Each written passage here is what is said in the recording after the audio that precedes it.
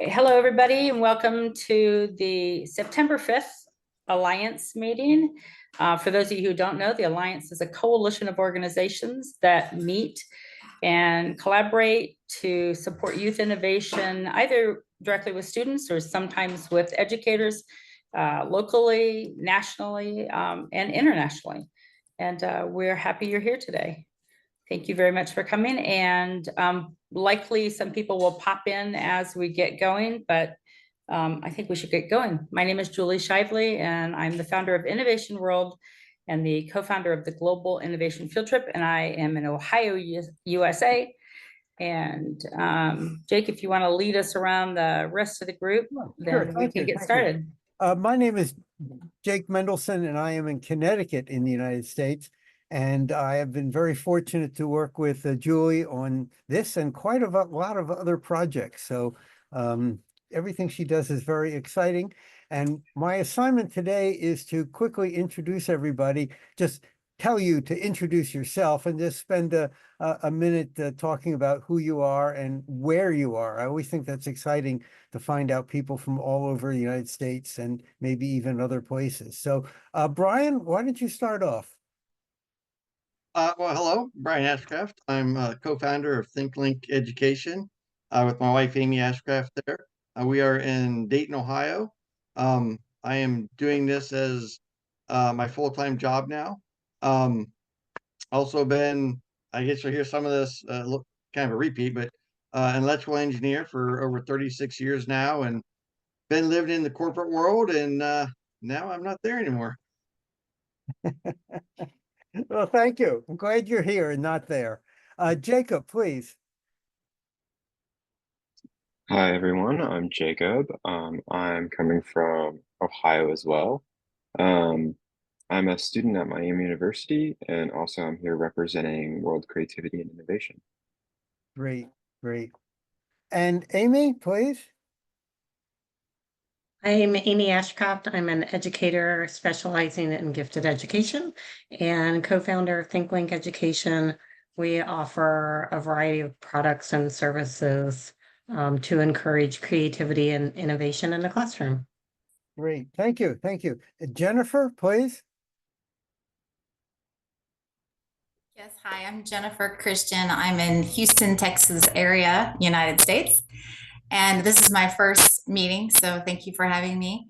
I work for SelfCAD, which is a global startup, and we are focusing on addressing the skills gap in 3D technology. Great. Thank you. Thank you. And John, please.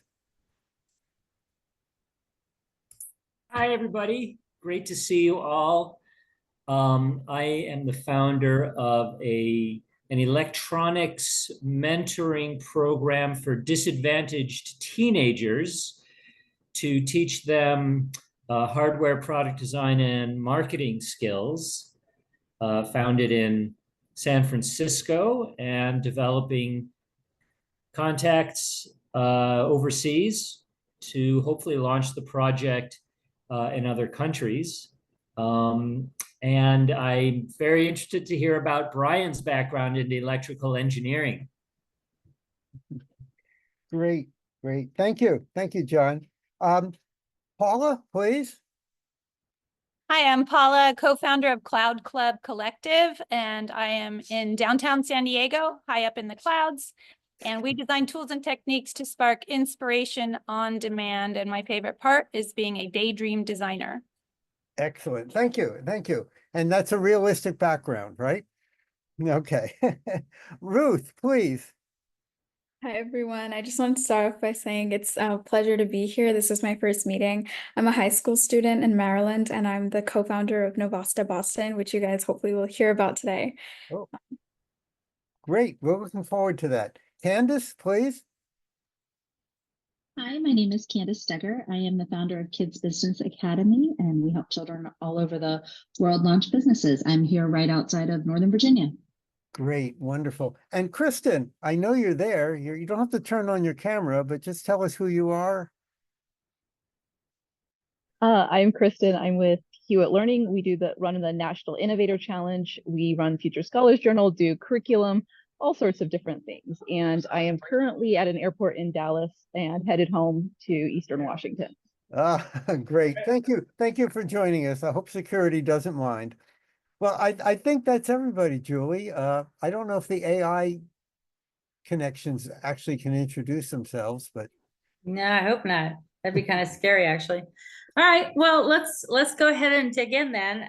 Our first speaker today is Ruth.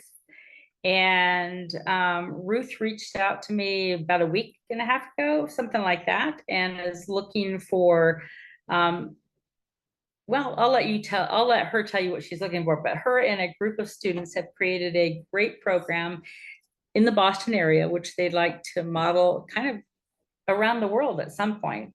And she's seeking help from this group a little bit to figure out how to take that and move forward with it. So Ruth, the floor is yours. You've got about 15 minutes total, and that's with Q&A. So make sure you leave a little Q&A time because we do like to ask questions of you.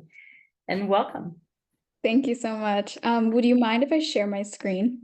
Not at all. Okay. I have a short slideshow presented. Can everyone see? Yeah. Okay.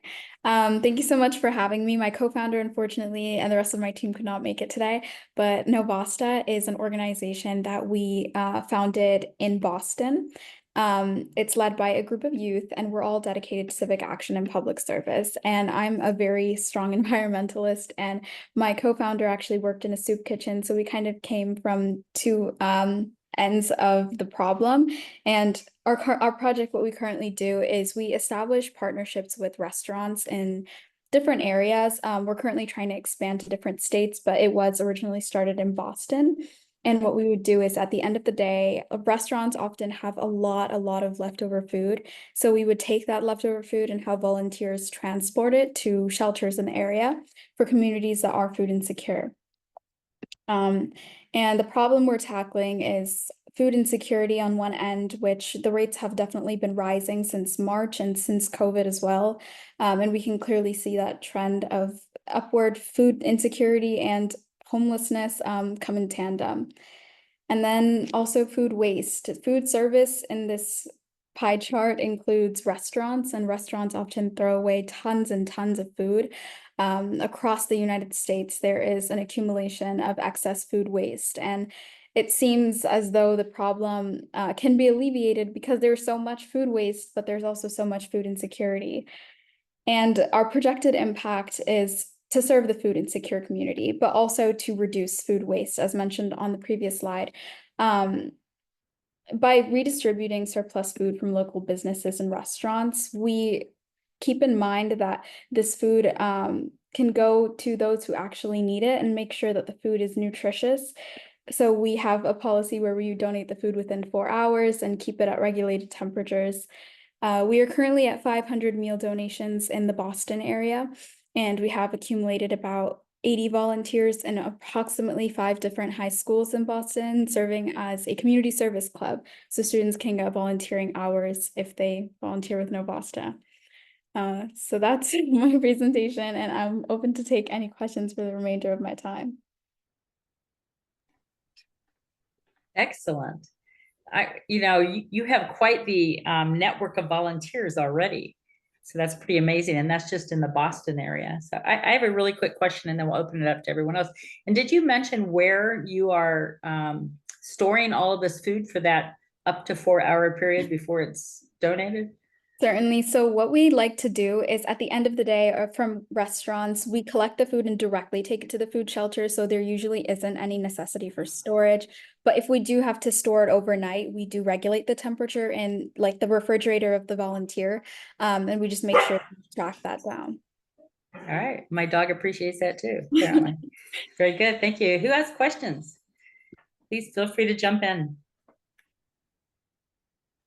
I have a question. This is a wonderful endeavor, and I know of similar endeavor in my city, San Diego. My question is, what is your ask? How do we support you? Certainly, I think I definitely should have mentioned that.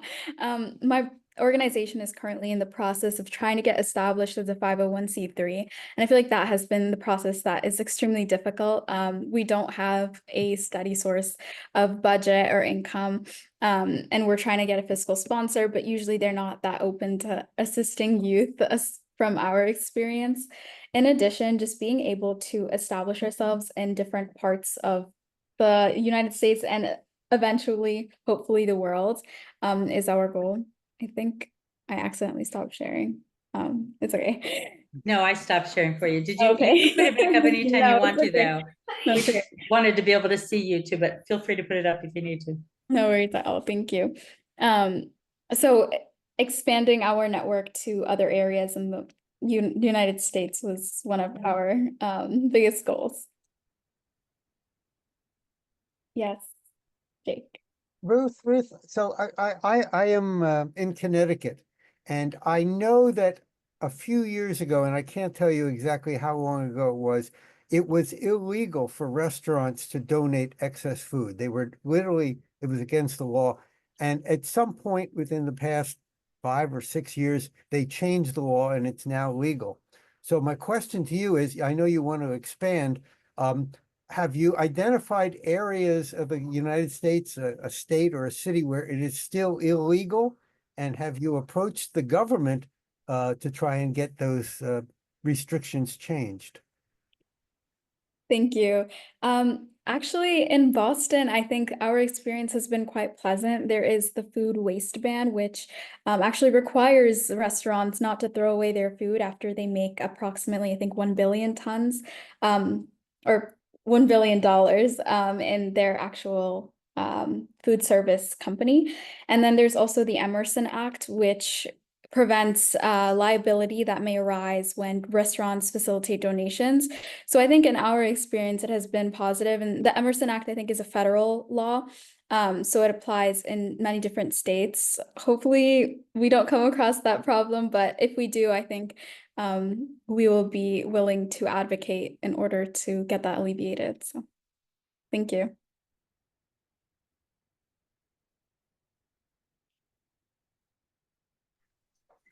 So I heard you. I I'm don't have sorry, a go ahead. question. I was just going to make a comment that Ruth, I'm so proud of you. You're doing a great job. You're really impacting people's lives. So congratulations. Thank you. That means a You're lot. doing really good work. Thank you. So I heard you say that you are looking to become a nonprofit organization. And I know we had this discussion when we talked a little bit, and I sent you off to our friend George Peters because he's close in proximity to where your organization is. And I'm just curious as to whether he has any contacts that you'll be able to work with to help you get registered with the state and then move forward on a 501(c)(3) status. Yes, I met with George. He was very wonderful, and he connected me with a couple people that will be able to help with that process. I think still it's a little bit difficult to get the paperwork all sorted out and we're trying to get an attorney to do pro bono for us. So we're just in that like working process stage. So what else do you need? Honestly, I just really wanted to present here to expand the network of Know Boston, like get the word out. I think also any advice on how all of you guys have very established organizations, any tips that I could take in order to work forward would be great. Well, Ruth, I have a suggestion. In October, we have Julie has organized something called the Global Innovation Field Trip. And it's a platform for people just to talk about new and innovative things that they have been doing, okay? It's free. It's absolutely free. It would be wonderful if you could register and give a presentation about what you're doing, and also encourage people to contact you, encourage people actually to support you. And not only would you be giving it at that time, but then Julie puts that up on the internet, and people can watch and see it, you know, in November and December and January and forever. So it's a great promotional opportunity. And I will send you the link so you can register, and it would be a great story to tell. Thank you so much. I think Julie mentioned it to me on our meeting, and I'd love to present there. So thank you.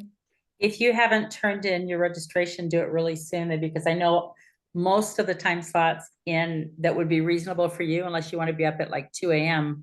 are almost, everything's almost booked. So Make sure please, to do that. if you're going to do it quickly. Candace, I know you have a question. I did. Well, I didn't know if I could help with some of where you were talking about with the nonprofit. A lot of times when you're getting into your 501c3, getting the paperwork is one thing, and then getting your additional funding for grant writing is going to be an additional one. And if you're getting stuck with being able to, 501c3s aren't very expensive to put together in general. You're going to need somebody probably 18 or over to be able to manage contract laws for you guys, as you're talking about with an attorney. Have you done any small fundraising, saying a goal of no more than $1,000, but a small weekend fundraiser to be able to draw funds to proceed forward? We did. And then my other part that I just wanted to ask about that is, if you picked your board for your nonprofit, have you guys put the pieces in place as to what you're going to need in the nonprofit? And pick your board members as to who's going to be who's operating it?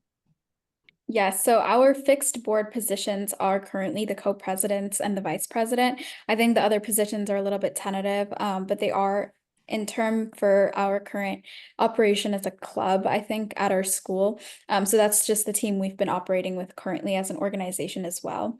And then for the first part of your question, we had one fundraiser-ish thing. We had a bake sale. It didn't raise more than $300, but I think it's been kind of what we've been operating from. Okay, so I don't know, you're welcome to message me offline or afterwards if you have my information. This is kind of my area of helping kickstarts and businesses get off. Some of the groups I work with are nonprofit and some are children, but normally we try to set a goal of $1,000. It's attainable in a couple of weeks that you guys could work around, because once you have basic funding, a lot of times some people will do pro bono, but if you're able to at least get an established fund, it'll help you kind of maximize strengths. You can kind of negotiate from there. And then the other thing I'd work on your nonprofit is really establishing, you're probably gonna need 4 board members, and they can't be people, everybody has to kind of have a little bit of a different direction from your secretaries, but really taking a look at the operational roles and what those people's jobs are going to be. I run nonprofits. I run my own family's nonprofit and sat on boards. And the biggest issue I consistently find in running them is people have great intentions the first year, but they don't have the passion after it.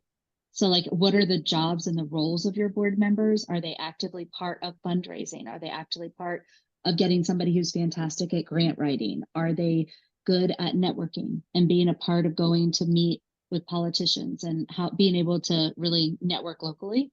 But I'm happy to kind of kick some things around if you want to set up a Zoom. Probably later September, early October, I'd be happy to kind of help you guys get in that direction if it's helpful. Yes, that would be wonderful. Thank you so much. Sure. So Ruth, will you drop your website, your email, and your name into chat? And then Candace can certainly follow up with you, but also Candace, if you'll give her your information. And then if anyone else is on this call that wants to snag that information, it'll also be on the spreadsheet that goes out. Ruth, your information will be on there this time. And if you sign up to be a member, then it'll be on there all of the time. But I suspect you'll have more people that want to reach out to you also and help. This is really exciting. I think it'd be great here. I know that there are some organizations out here that do something similar to that with, I know like Panera Bread and a couple of the other large chains have people that do pickups for them, but I'm not sure about hot food and cold food. And I think that's people, I'm sure they can probably survive on bread alone, but it's not definitely the way you want to survive necessarily. So that hot and cold food would be great too. Thank you so much. It was a pleasure to present and meet all of you. I think all of your insight has been very valuable. Very good. Thank you so much. We appreciate it and look forward to hearing an update when you get things rolling. You know, when you get your business established, your business registered with the state of Massachusetts, and you're underway with your 501c3, please, if you're doing any fundraisers, if Candace talks you into any fundraisers, come back and hit us up and see if we can help donate to what your cause is. And I run a couple different newsletters. I'm happy to put information about that in it when you're ready. So thank you so much. you're welcome, Ruth. feel free to stick around, or you can turn off your camera and listen, or you can hop off if you need to. It's whatever you want to do is fine. Thank you, Ruth. Thank you all. Very good. Up next today is going to be Amy and Brian Ashcraft. They have recently started their own business on top of the other work that they do, and would like to share with us today and ask us for a little help. Amy, you guys are up. All right, I'm gonna share my screen. We have a couple slides to go through really quick, and then yes, we need your help. Okay, so you can see. All right. All right, so we're at ThinkLink Education, encouraging critical and creative thinking, innovation, and entrepreneurship by providing quality training, lessons, and resources for educators and parents and those in the classroom. On here.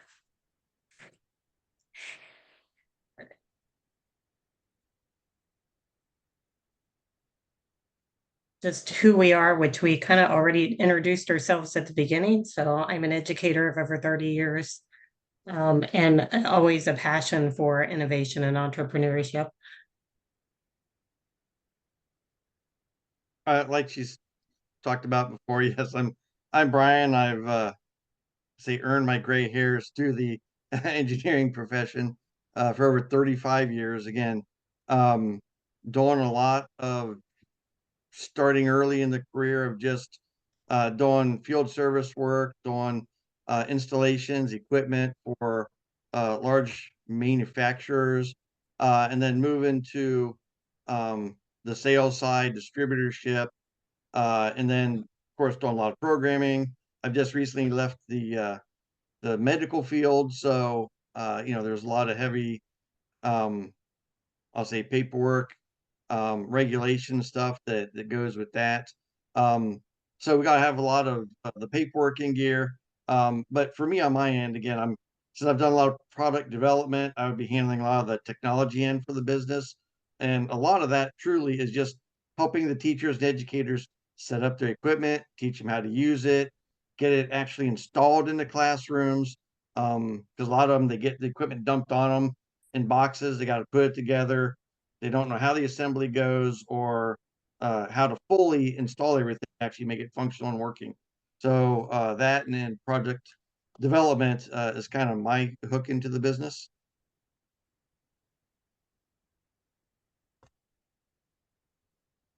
Just a little bit of the resources and products we offer, services and professional development and technical services Brian talked about, curriculum support, makerspace products, and setup and design, STEM kits and resources. But we are jumping to one of our products today that we have kind of made a prototype for, and are interested in how to get feedback to whether it's something of interest and how to manufacture it. It's what we call a think box. I have maker spaces in my classroom. I have for years. I think it's important for kids to be able to create with cardboard and tape and, the basic things, as well as 3D printers, which I've accumulated by writing grants over the years. But mine started out with a bulletin board, a desk, and just some recyclable materials and tape. And you'd be amazed how excited kids get about toilet paper tubes and string and tape, and just having access to do whatever they want with that. So now I have a pegboard, thanks to Brian, a big wall of pegboard on my wall that have lights around it, and it has everything on it, from ribbon to duct tape to pom-poms to glitter to fasteners, all kinds of things on it the kids have access to, and they love it. It just makes the creation so much more fun and engaging. So we came up with a tabletop design cube that would allow educators to preload materials for students to work individually or collaboratively It can be interchanged by whiteboards or by pegboards. So you could have all four sides pegboard and just have materials, or you can have them all whiteboard. Or I like it with 2 whiteboard and 2 pegboards, because then kids can brainstorm their design if we have a design challenge, and then have all the materials loaded right there for them to create their design. So one of the things we like about it is it's mobile. So it can go to events, it can go to competitions, it can be used for STEM nights, it could be used for craft people could use it for craft shows, it could be put in learning centers, and it can be easily moved and transported. It helps with organization of teachers being able to load their materials ahead of time and have things all set for their kids, so that you're not taking time to be getting out materials that are all set to go. They're great for design challenges and projects for that reason, where things aren't scattered everywhere. It has an hinged lid on top also, so that they can store materials in there if they're taking it on the go. It's multidisciplinary. It can be used for all ages. For sequencing events, solving math problems, exit tickets. If pegboard pegs were added, it could be used for geoboards, for symmetry, for patterning. Anything that it's really as much as you can think to create that you could use it for. So the prototype, I'm going to let Brian talk about. Well, the first prototypes that we had made in our in my illustrious shop here, put in the maker and makerspace, we took to the Dayton Air Show with us. They had a STEM day at the air show, and again, the kids loved it. As you can see in the first picture, we were able to hang everything on those makerspace cubes, think boxes, that we needed in order for the kids to build paper airplanes, to be as creative as they wanted, to decorate them as they wanted. We even had, I guess, the longest flight competitions after they made the paper airplanes, of which I'll say one of the children flew a paper airplane. I think it was over 58 feet down the runway there, which was amazing to me. This mine went with 17 feet. So they just blew me away with what they could do. The next, and again, that was the prototype of just kind of what I built in the shop. The next stage over is it's a generated image of what we would like to make, something that's a lot more sturdy, that could actually survive in the classroom with all the kids touching it, pushing it, spinning it, whatever they're going to do to it, be more durable, yet lightweight, so it's easily movable. We want to have, again, a hinged lid. So all these items you see hanging on it, at the end of the day, you can take them off, put it inside the unit itself. So as you move it, things just don't go flying everywhere. It's also a storage device to help save teachers space. This first prototype idea, this concept idea, has actually been ordered. And we'll talk about one of our issues with the company that I ordered it from, but it should be coming within the next 10 days for me to pick up and then actually do the assembly, see how difficult that would be, and then see how easy it is to put the different sides on it and to make it interchangeable, some things like that, and see if there's any more issues we need to work with there.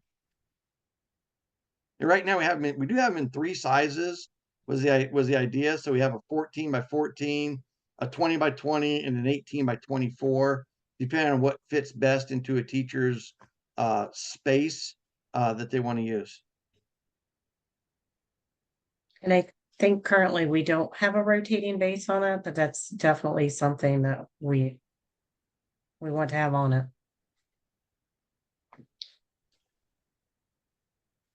I think that's really pretty much it. We were hoping, we're looking for ideas or suggestions on, maybe even a better manufacturer. This one was a little more pricey than what we wanted. I don't think people are going to buy things that are too expensive. It's also taken a while for them to make it, so we'd like it to be faster.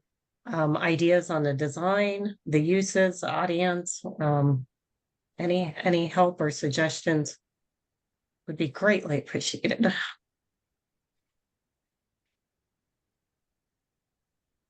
Yeah, I think so our prototype shop we're using currently in Ohio had said it would be a 2-week delivery, which would normally be fine. Now that I've actually ordered it, it's going to wind up being about 5 weeks by the time I get delivery. And it becomes their standard. That's just not really good for being responsive and taking orders and trying to get them back to a customer quickly. Cause I mean, I have to assemble it and do some more to it because they're just really making the framework. And then I have to get, either the pegboard or the dry erase board, depending on how they customize it to kind of to finish the build. So that's going to take me a little time as well. So it's just them as a manufacturer doesn't work well for us. I just don't know if anybody, again, as one of our asks, has a good shop that they've been known to work with that can do things in a expedited manner to get us a shorter lead time on the product or not. Jake, I think you had your hand up, and then I- John, you can follow him. The question is, have you done anything about a patent or any kind of protection for this thing? I have not, or I should say, we have not at this current time. So let me just tell you, first of all, I am not a patent attorney, okay? So this is not legal advice. But I believe that once you show something publicly, which you are doing right now, a clock starts and you have 1 year to file, or I think you lose a lot of protection. So you might want to consult with an actual attorney and find out what it is you need to do right now. Well, in which case, as an added ask, anybody know a good patent attorney? Yeah. Jake, What- this Who is said, this is Susie. Sorry, guys. I actually have some input on that very topic. Well, first of all, Susie, you came in a little late, so we don't know who you are. So please introduce yourself and then tell us where you are, and then you give us some feedback. Okay, I'm Susie Murphy. I'm the director of Kid and Vet Mentors. We help kids with anywhere from learning innovation to figuring out how to take products to market. I apologize, I'm late and I am in a car, but I wanted to tune in for some of it. And I missed most of the presentation, but I can speak to some of the patent part if that is helpful. And Amy, I can circle back with you just to kind of help you guys with a little more information. But in regards to patenting, basically a provisional patent provides you 12 months to shop your product to see if there's interest out there. And essentially what it is putting your idea in line at the patent office so that if anyone were to copy it, you're first in line to flip it into a real patent. There's a lot more to those components, but a provisional patent costs $65 with the patent office to do as a micro entity. So it's something to look into. So I wouldn't recommend necessarily hiring an attorney, but I'd be happy to talk with Amy and team to give more information. that sounds great. So Yeah, that'd be Amy, I know that Susie's driving right now, so when you get or look at last month's Excel file, or when you get the Excel file on a recap, send her a note and you guys can work out a time to talk about that. I want to make sure John gets in real quick because he's had his hand up for a while too. Thank you, Susie. John? Hi, Brian, I have a question. Thanks, Julie. My question is, what types of manufacturing processes do you need? Well, honestly, right now, the frame is just made from extruded aluminum. So it's just somebody who has access to the small size extruded aluminum and can cut it for us to the size that we need. So I can just pick it up as a kit. This company said, again, if we gave them part numbers, they would kit it for us. As if I just tell them the size, they'll cut all the pieces to what we want and then just send it to us in kits as like a whole unit build. Do they need to extrude the aluminum or just cut off the shelf standard extruded aluminum into your required lengths? Yeah, they're taking off the shelf extruded aluminum product and just cutting it to the lengths that I had given them with the original design. And it sounds like you want them to also package and deliver as well. Is that correct? Yes, they did say that they would drop ship it for us, so that kind of alleviates us from really having to keep, you know, a stock of it here. You know, we have obviously very limited space because we're working out of the house for the business right now. So they would drop ship it for us. So they'll cut it, package it, and drop ship it. Okay, thanks. I must say I'm not an expert on manufacturing, but that doesn't sound like a very involved manufacturing process. And so I would think that you maybe could do some find some other manufacturers who could do it. That's what I'm hoping for. I guess our biggest challenge there is the fact that being new and not a lot of orders behind it, it's I need to find a shop that will do low volume onesie twosie work for us and do it in a faster manner. Because obviously, you know, everybody wants 10,000 pieces to build to. You know, we just don't have that right now. And that's another thing Susie might be able to help you with too, because Susie has this under her belt. She has her own products out there. She's worked with manufacturers, whether they're the same kind of manufacturers or not. I'll leave that to the discussion with you and Susie when you guys talk. But I think that she might be able to lend you some advice on that as well. Get a little farther than the last person I sent you to on that. Right? Great. Did you guys have any other last quick question for the group, Amy or Brian? Because if not, I'll go ahead and get Jennifer started. I just want to make a quick comment. Maybe use a high school or continuing education shop, especially since it's the beginning and small orders. And then also maybe have the IKEA model so that you don't have to put it all the way together and make it easy to put together when it's delivered. Yeah, I'm trying to get the first one ordered so I can put them together and see how difficult it is, so I can make like instructions on it, you know, build and assembly instructions. Because I was gonna say better instructions than IKEA's though, please.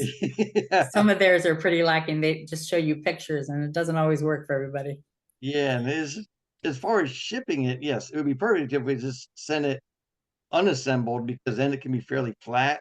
Again, you know, there's a lot of just dead air inside the makerspace or the think box. So to ship that as a large product, it will cost a whole lot more just because it takes up physically more space fully assembled.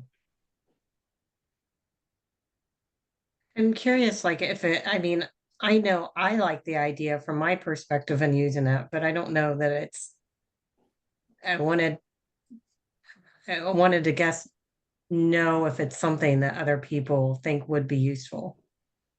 Yes. Okay. Thank you, Paula.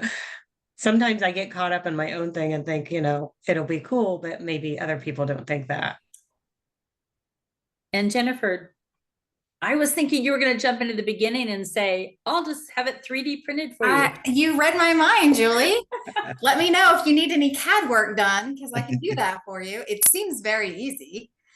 Is it not? I mean, the only thing I would be concerned about would be the dry erase board. Is that something that you can stick on if it were plastic?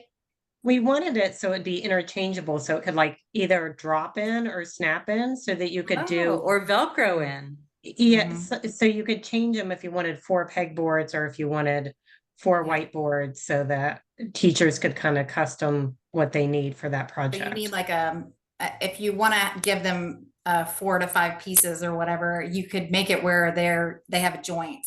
So you would just slide that in the hinge, right? And you could build it like that. Yeah. Right, Brian? It was going to be perfect if it would fit in the slots of that slotted aluminum, to just slide the piece right in or slide it right out. Well, I mean, connecting to the sides, each side connecting.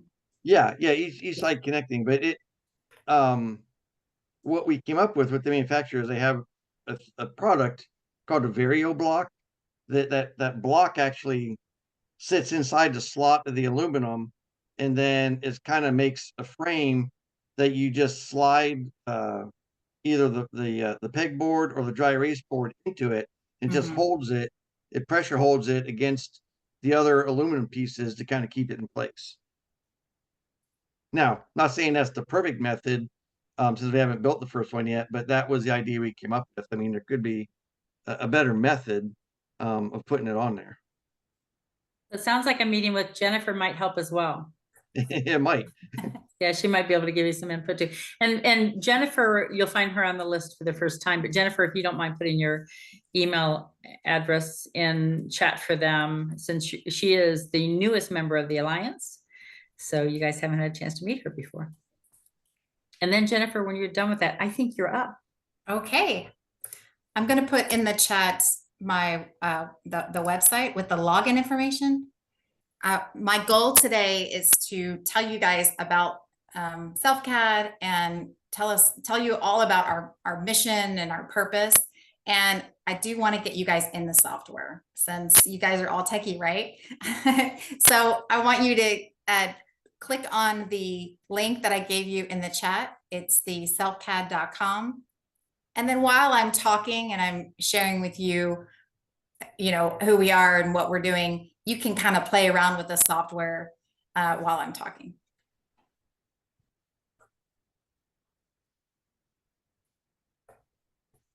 Hopefully you can just copy and paste. I don't see it. Can you In the chat? paste it in there again? You might not hit enter. Or did you share it to the group? Oh, I'm sharing it with the AI. Oh no, I hope you have a patent on that. Actually, I changed my mind. Let me talk first and share my presentation, and then you guys can log into the software because I have a little bit of a presentation that I want to show you. So let me share my screen. Sounds good. Thanks, Amy and Brian, by the way. That was great.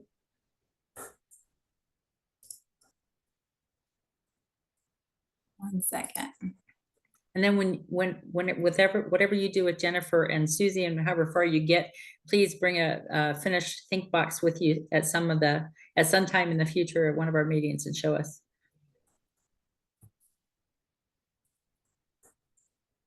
Okay, can everybody see my screen?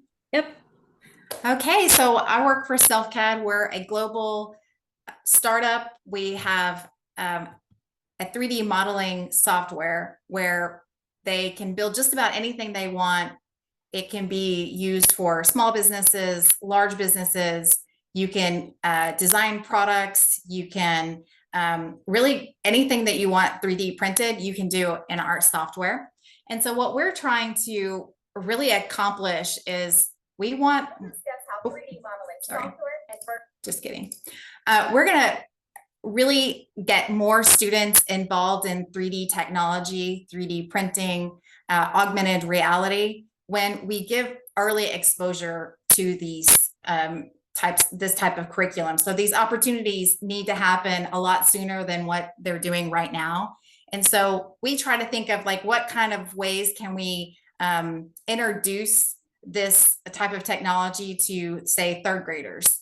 And I believe that if third graders can build slideshow presentations in Google Slides, they can definitely use our software for creating models and different things for the classroom.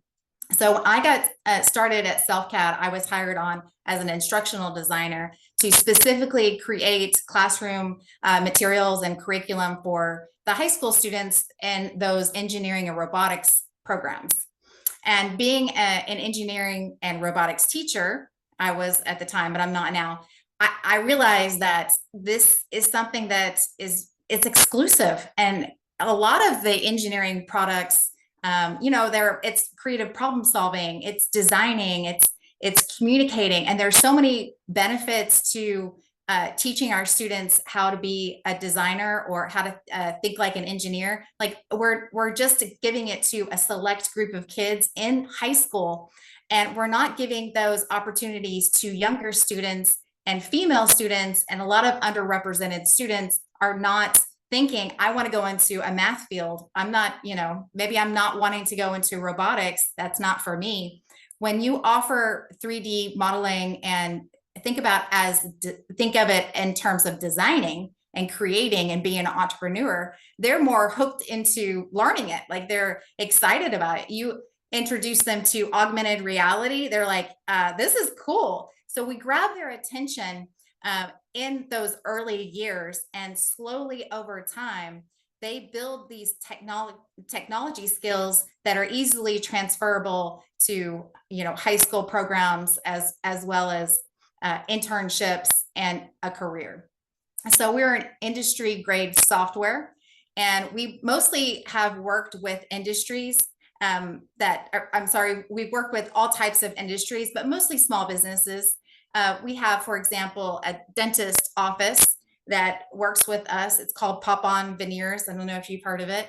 So what they use our software is they have a model of someone's, the inside of their mouth for their teeth, and they put that model into the software and they clean it up. And if there are missing or broken teeth, they're creating teeth, and they're smoothing out edges, and they're making very technical, precise measurements and whatnot, so that it can be 3D printed rapidly. And it's happening really fast, and people are saving money.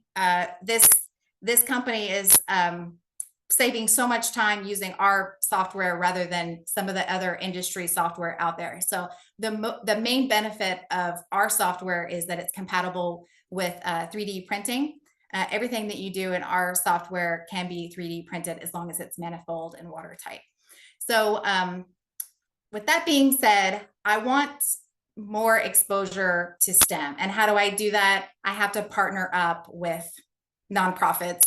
And I had actually a really rough day today. Yesterday was a great day. Today was a really rough day. And the reason why it was a rough day is because I realized how many challenges I have.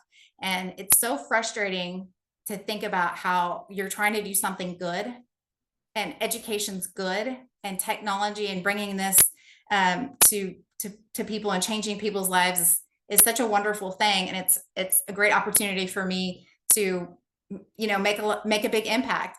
But I cannot do this alone. And I'm feeling very frustrated and stressed because schools don't want to pay money for the software. They want the curriculum for free, and they want to do a trial run, and they want to, it's like, it's too much. Like I have to have some kind of form of payment for us to even stay afloat and continue doing this. So if I don't start making sales pretty soon, I may have to find something else to do, and I don't really want to do that. So with that being said, I'm looking for nonprofits that want to partner with me and apply for grants and get grant funding. I don't mind writing the grants. I'm the hardest working person, I don't even sleep. I tell people all the time that I have two things that I love, and it's projects and problems. And I'm just feeling a little stressed now, but normally I'm at my cool, and I love problems so that I can solve them, but I cannot do this alone. And so I'm looking for partners that are interested in helping me address the skills gap in 3D technology. So I have, you can click through this as well. It's in that email that Julie sent, and look at the learning standards, look at the content. It's all work-based learning content, project-based learning. It's interactive, it's fun, it's cross-curricular. It's great for micro schools. It's great for after-school clubs. Students that are not native to English. It's great for those visual kids and those people that maybe have special needs. They're not missing out on content because there's more of a engagement piece, that it's more interactive. They can look at the models of things that they're talking about in science. They can actually put it into the software and they can see it and experience it. And so that's what we're really trying to do, is create a space for students to be able to create something that their teacher gives them to in that content area, and then use those skills to later create something completely on their own and design it. So we mostly focus on the design aspect of modeling. Organic modeling is really art, and a lot of programs that school districts are putting money into is just for those engineering kids. And when we introduce the idea of entrepreneurship and design, more creative, like what kid doesn't want to be creative in elementary? Like, we're going to hook a lot more kids in that early stage before they're choosing their career pathway in 7th and 8th grade. It's so hard to get them at that point if we have not already introduced them to 3D modeling and some of this really cool AV augmented reality technology, all these things that I'm talking about, kids don't know about because teachers are not teaching it and they don't have a way to introduce it to their students. You guys have any questions? I'm going to pause for a minute because I like to talk and I'm really passionate about this and I can just go on and on about it. So I don't want to stop you guys from asking questions, and then I'll come back to a little bit more information. After I have you a guys- real quick question for you. Have you talked to any of the after school groups? I know Ohio has a big after school group that meets regularly, and I was a member a long time ago, so I can't really tell you what's on the horizon right now for them, but they do a lot of innovation type things. So I don't know if every state has a big after school network, but Ohio certainly does. And I can find clients. I have educators that are interested in this. It's a cost. That's the issue. The issue is that I we can't need grant imagine money. that. Yeah, I have so many people that I talk to that are interested in this software, but they don't want to pay $40 a student because they want to offer it to all the students, and that's, you know, $40 a student per what? $40. I What does don't that know off the mean? top of my head. I want to say 50 to 75 is $40 a student. For and then over for 100 like a whole is course? No, it's just the software license. Okay. Yeah, so we're running into a lot of issues where, like, what's the best approach? And I feel pretty strongly that grants has to be the answer. I have to partner with a nonprofit so that I can help them get some grants so that we can build the program. I need to hire people to write curriculum for us, you know, and there are so many other things that I could be doing right now, but I'm focusing on sales, which is exhausting. I would much rather be doing some other things than having to get income or revenue. Jake, I see your hands up. Yes, Jennifer, how does your program system compare with Tinkercad? That's a great question. So most schools are using Tinkercad after school programs. And if you're familiar with block coding, you know, it's similar in that way that it's great that they have something to do. It's great that there's something that's free out there that's easy for them to use and learn, and they can 3D print. The problem with Tinkercad is if they continue using Tinkercad and you tell a 7th grader, okay, you're going to use Tinkercad, they think it's too babyish. They're over it. It's like block coding. They're not wanting to do it because it does look like elementary software, and they want to say what's next. And if you want to irritate a 7th and 8th grader or a 9th grader, tell them we're going to teach you something at this time, but later, and we're not going to tell you, we're going to switch it to something completely different that's 20 times harder to learn. And you're going to have to unlearn those horrible principles that you thought you were learning in Tinkercad because everything has to be kind of undone. So even though it is free, doesn't mean that it is better, and it's not sustainable or practical for the older students. And there is no industry-based certification in Tinkercad. Like there isn't. But we're an industry grade software that they continue to use out of high school and beyond. So I feel like our industry-based certification holds a little bit more weight. So it is more practical to continue using the same software program from elementary to high school and beyond, because that you get your 9th graders in the classes and you're like, hey, we're going to do something new. It's called Fusion 360. You don't teach that in a couple of weeks. Like it's a very complicated problem. And those software, and then those art kids, you're going to lose them. You're going to lose them because it's too much for them. They're not interested. Our software has all of the basic tools that Tinkercad and Fusion 360 has. Like all the modeling software has, you know, primitives, you know, all those basic tools, but we have advanced features. So those older kids can start looking at the advanced features and really customizing their design and So manipulating. are you saying a student can't move from Tinkercad to your product? Oh, no, they can. Okay, The problem so- with Tinkercad is that it doesn't teach them the correct principles of 3D modeling. There are certain things you cannot do in the real world that they're allowing kids to do in Tinkercad. It just doesn't follow the same principles. There are planes, there's vertices, like there are certain the geometry type things that they can do in Tinkercad that you can't actually do in, hi, John. You have a question? No, that was applause. Oh, okay. Yeah, no, I just, I appreciate that you're trying to raise the bar. Oh, I'm so glad. I'm so glad you said that. A lot of elementary and middle schools have the 3D printers and they've invested in them and they're not using them. So, and there are a lot of reasons why they're not using them, but I feel like students and maybe teachers would probably be more excited about learning how to use a 3D printer if it was embedded in the curriculum in such a way that it's science and it's, you know, biology and math, and there are other things that they're learning along the way, entrepreneurship, and not just cutesy little charms and things they put on their desk. So do you run any camps or classes right now or planning to? I don't have any right now. I'm really focused on sales. Like I have to be in sales calls all day long. That's really what I've been doing is sales calls. Do you have a question, John? Now I do. Okay. I have, it's a comment. Yes. Which is that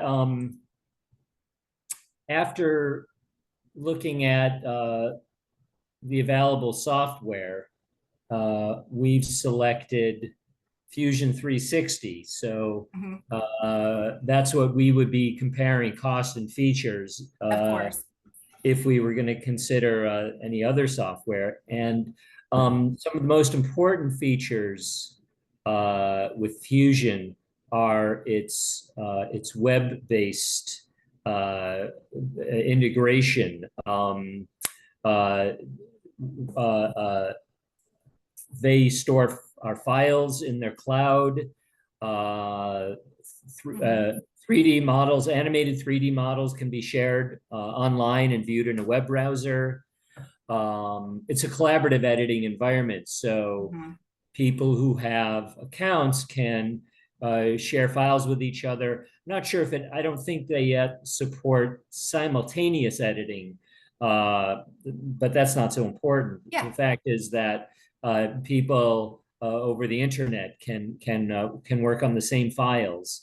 Also, I understand that Fusion is working toward browser-based editing, which is not available yet.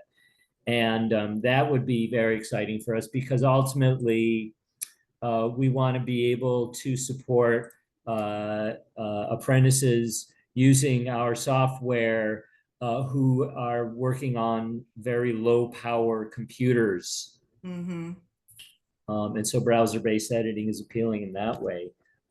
We don't have a budget right now to purchase any software. But I hear that a lot. I even talked to the owner and he cannot continue growing the program unless we make some sales, even if it's minimal.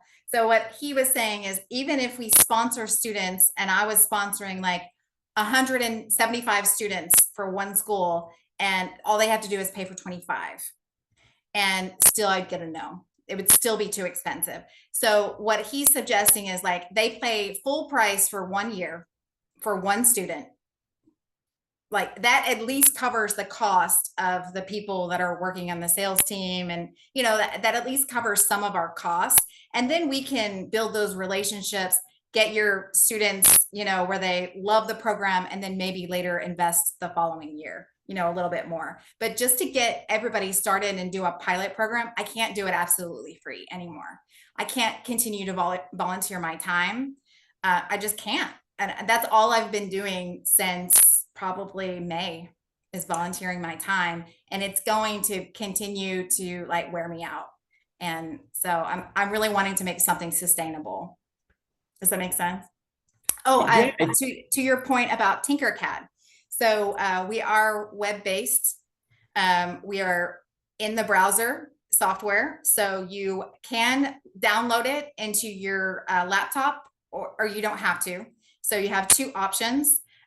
We have the same kind of registering under a teacher account. We still have that, and they can share files in the same way.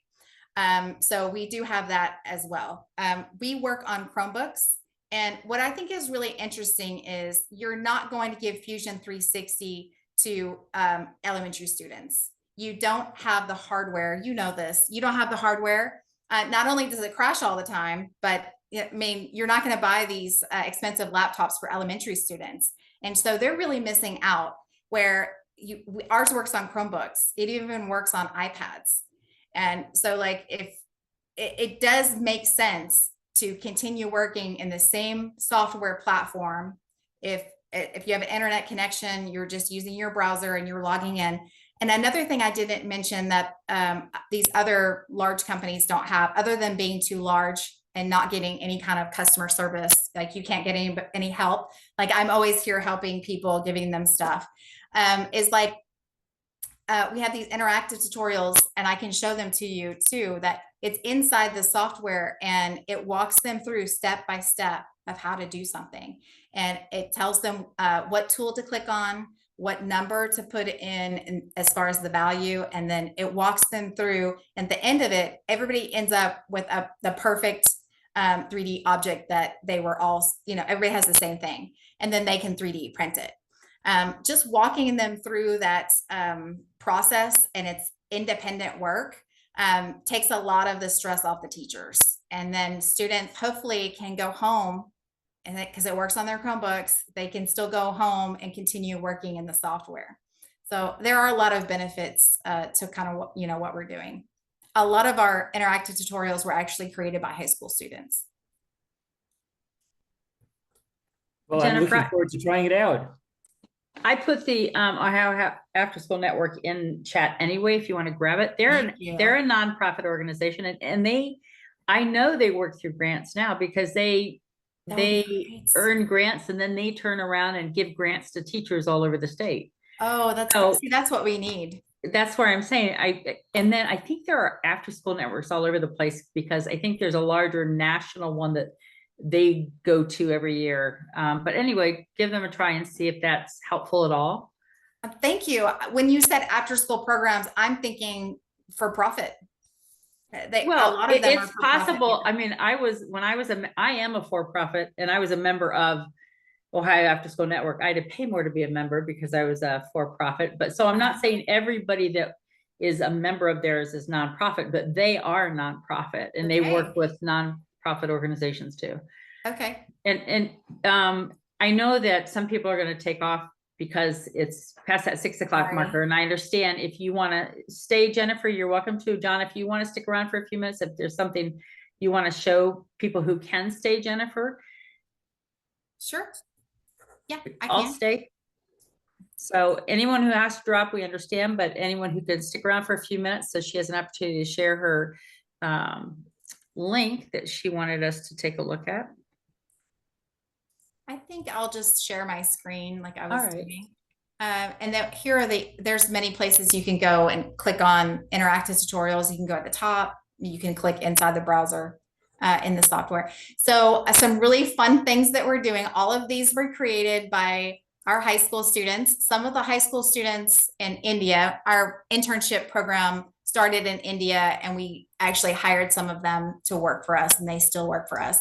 That most of them were created from that internship program. So they started in high school and continue to work for us.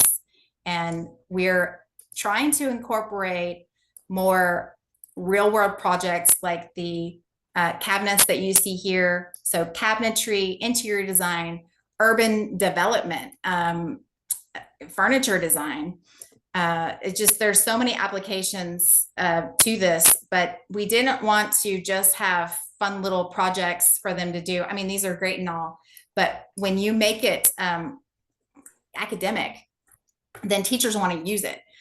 We don't want to teach them, the skills in a way that it's not as meaningful as it could be. So that's why we try to make the projects as impactful as possible.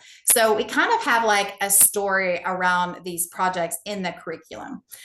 So one of these here, this is an art museum. It's a real life museum. Maybe you've seen it in Singapore. And I had my 3D designer recreate this from a picture. So she took that picture and recreated it. And if you look, it's only 236 steps. I know that seems like a lot, but I created my first model.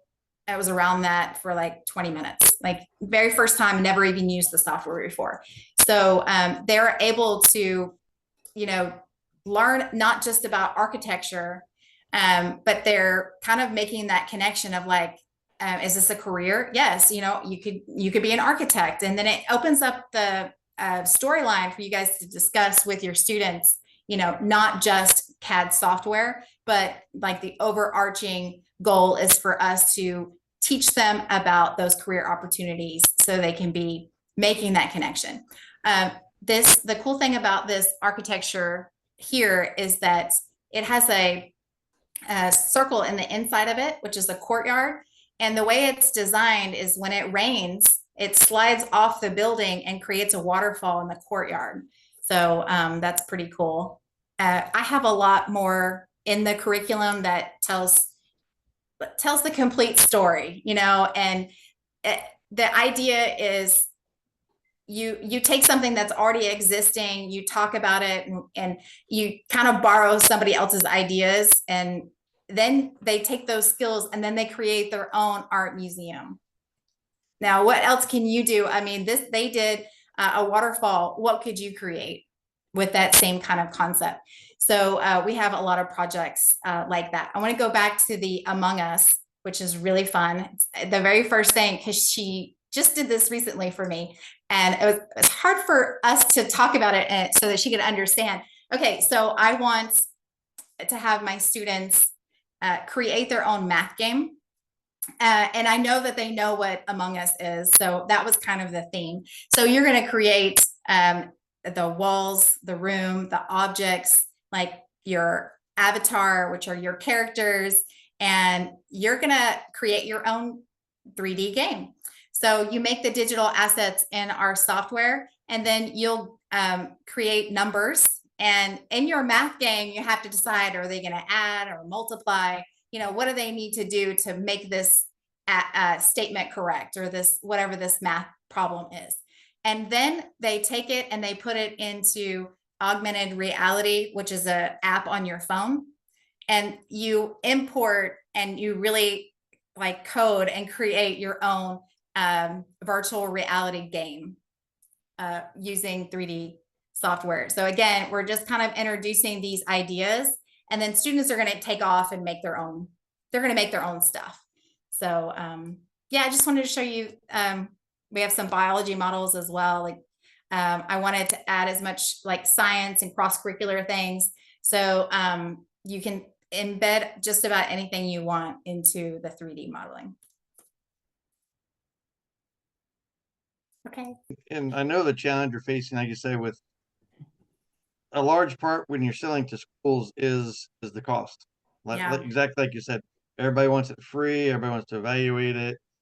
Teachers don't have any money. School systems say they don't have any money, but somehow they magically find money to, buy everything into, the STEM courses at the high schools and the product and everything else. And it's a challenge to sell it to them. It is. A large part of it, like you said, is finding the right people who can authorize the money that you can convince them to sell the stuff to. Yeah. And getting started. Yeah. And honestly, I'll take a look at your link. I'll take a look at the software and see how intuitive or easy it is. If I like it, I don't mind recommending it when I go into these schools to work with the managers of the makerspace labs, the STEM labs and stuff that they have at the multiple Hey, STEM Brian, schools that we have. can you ask Amy if she'll send Jennifer the name of that new STEM school, the one she was talking to for a bit, and that the principal's name and number? Yeah. And I know that he may not be called a principal there, but whatever he is, headmaster. I Yeah, don't know. yeah, that's one of them that I'll probably be going into there in October to help them with their STEM lab to set stuff Oh, up. there you go. And I mean, I'm thinking a again, STEM school you'd have a lot better luck at, because that's, I mean, I would think that that's where they'd want to spend their money. But anyway, Jennifer, I appreciate your coming Thank and talking to you. us today. And if there's anything else Thank we can you. do, let me know and we'll do what we can. I appreciate the support. John, it was great to see you again.